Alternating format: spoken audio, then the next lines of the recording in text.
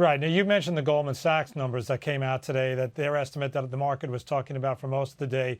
They estimated that the total loss of production might be about 14 million barrels. Well, let's put that in perspective.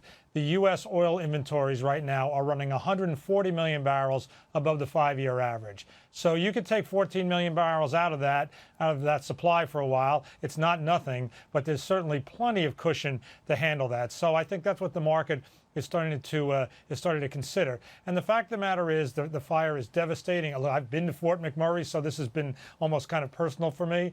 But the fact of the matter is that it has not yet reached up to the production areas. My colleague, Anthony Starkey of Platts Analytics, said you have to watch out in terms of coming back for the 3 Ps. Personnel, how fast can they get the workers back? Because this is very labor-intensive work. Pipelines, not just pipelines taking the oil out, but bringing the diluent in that allows this heavy oil to move.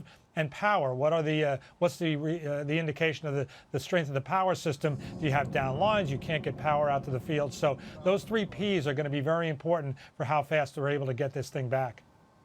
John, nevertheless, when you assess the fundamentals of the market, interestingly, we saw prices climbing higher on news that at least 1 million barrels of oil was being impacted as a result. But when you have a look at the market and look at the fundamentals, do you think Brent was looking expensive at $46 a barrel and the market was vulnerable to a correction in any case? I think so. I think one of the more interesting figure that's coming out in recent days has been the strength of the Iranian oil market, the strength of the Iranian oil industry. The estimates were when they came out of the sanctions regime that they'd probably be able to add by the end of the year, 300 to 500,000 barrels a day of output. Right now, they're looking like they're going to do 600,000 or 700,000 barrels a day. They might be getting up there really soon.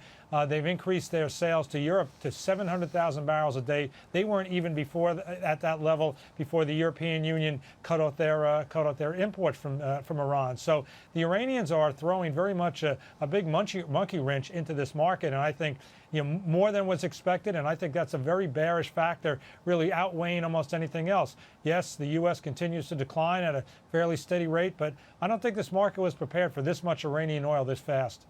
The other thing that the market is also looking at is, of course, the changing of the guard in Saudi Arabia. Has it changed your fundamental view on where oil prices are going? No, I don't think so. The Crown Prince bin Salman is very much in charge there.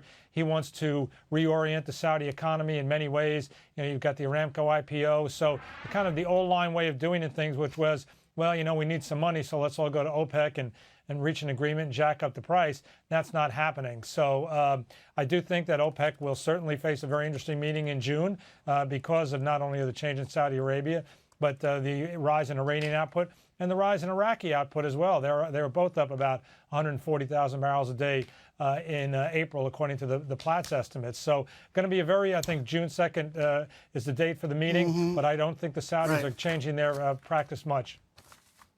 Right. John, I'm almost a little bit loath to bring this issue up and jinx anything by even bringing up the issue, which we haven't yet. But, it wasn't that long ago that you and I, Dan, we were all going in circles talking about, geopolitics, ISIS-led disruptions of, potential supplies and, war zones, disrupting oil supplies and that sort of thing. I mean, as far as that goes, the world seems to be a place of relative calm as far as that goes right now. I mean, what's going on in Alberta is an act of God, of course, not an act of terror by any means. Do I have that correct, or is this just a timeout in that story, in that allegory?